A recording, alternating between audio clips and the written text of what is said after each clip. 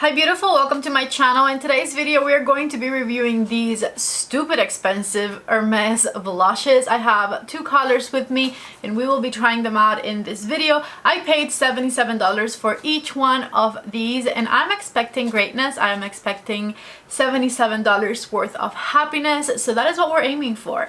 In this video I'm not only going to review the blushes and tell you my thoughts, but I'll also try to compare them to some of my other blushes and see if I have something similar already in my collection. If you want to stay up to date in all new beauty products and trends, please don't leave without subscribing to my channel. My name is Patty and I would love to have you over. I always try to keep you guys updated with all new products that come on the market. So with that said, let's go ahead and see what these new Hermes blushes are all about. As you can see, I have my makeup halfway done because I didn't want to overly do bronzer or anything. I want to see the true color of these blushes once I put them on my cheeks, and then I might do some extra bronzer and finish up my lips later. Let me go ahead and show you up close what the packaging of these blushes is like and what the website says about them. I got two different colors. I got the colors 23 Rose Blush and 42 Rose Ombre.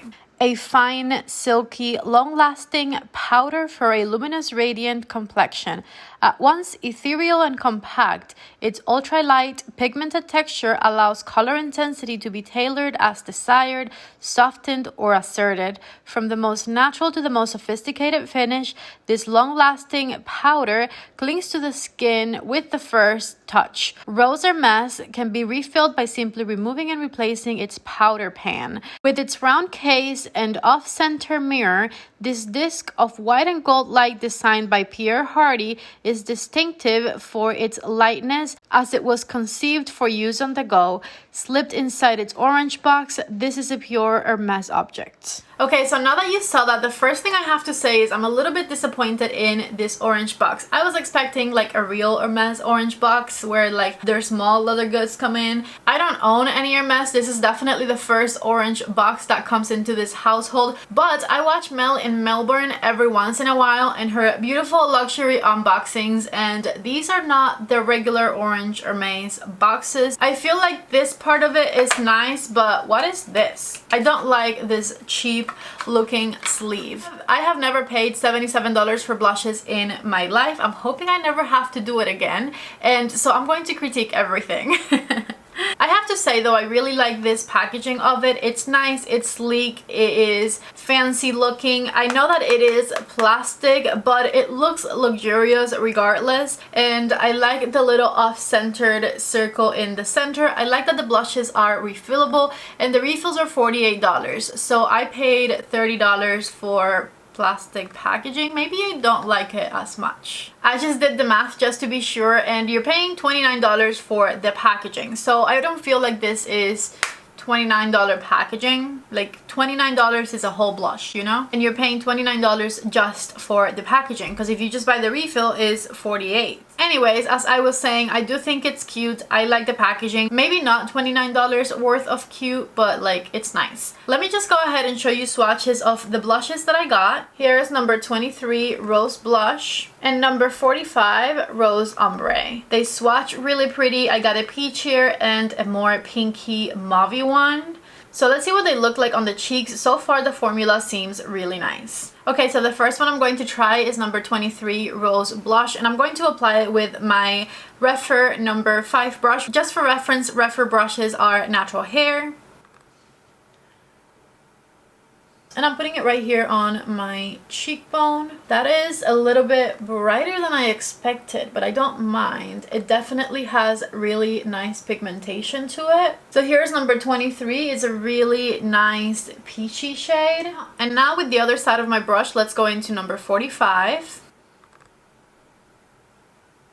Honestly, like on the pan, they look like they're not going to go on that strongly, and then once you actually dust them on, they go on really nicely. No complaints in the application department. Okay, so this is number 45 Rose Ombre. Now that I was able to show you the swatches with not that much distraction from bronzers, I am going to go ahead and apply my bronzer. I already had a little bit of this contour from Patrick Ta on, but I don't have any bronzer on, so I'm going to put on some bronzer next just to kind of use it the way that I normally would. Alright, I'm done putting bronzer on, and this is what they look like. Again, this is number 23 Rose Blush and number 45 Rose Ombre. On my lips, I had a Dior Lip Glow Oil, which I'm going to take off now because I want to put on some lipstick. This is the Pinky Brown Lip Contour from Huda and the Hustler lipstick in the center, also from Huda. By the way, I haven't put on any highlighter or anything on top. These blushes have a really pretty natural finish. As far as the comparisons go, I found two blushes that have a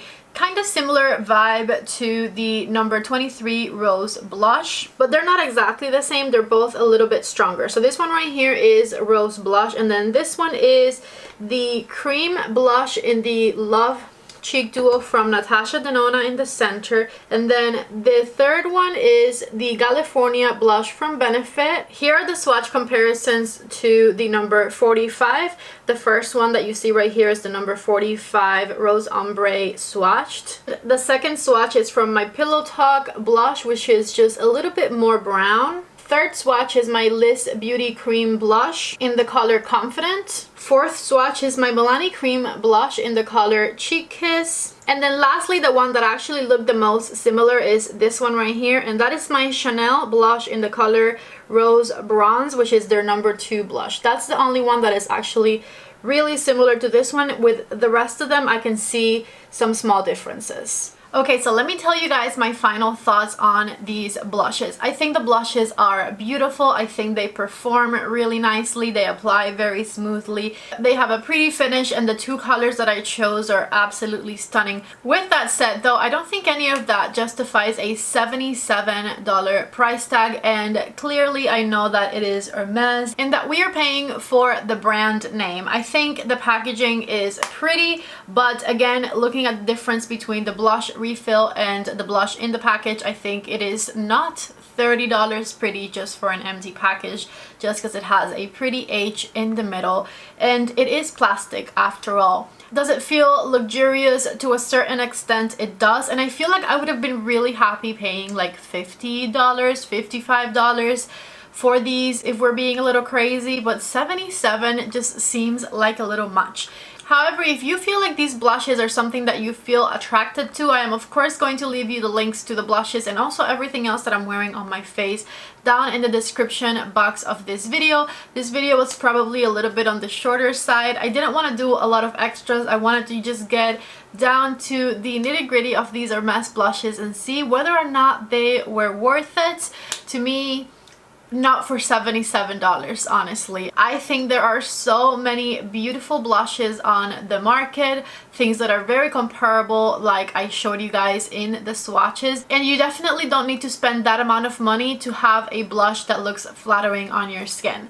I think that is all I have to say. I do have a giveaway going on right now. I'm giving away like $250 worth of my favorite products. There's a Pat McGrath palette in there, Pat McGrath lipstick, mascara, Natasha Denona highlighter, Charlotte Tilbury lip liner, and all of the details on the giveaway are on the previous video, but I'll also leave those details on how to enter down in the description box of this video. If you guys like this video, by the way, don't forget to give it a thumbs up before you leave. Also, subscribe to my channel if you want to stay updated on all of the new trends and makeup products on the market. I love you guys so much. Thank you for watching, and I hope to see you back in the next video. Bye!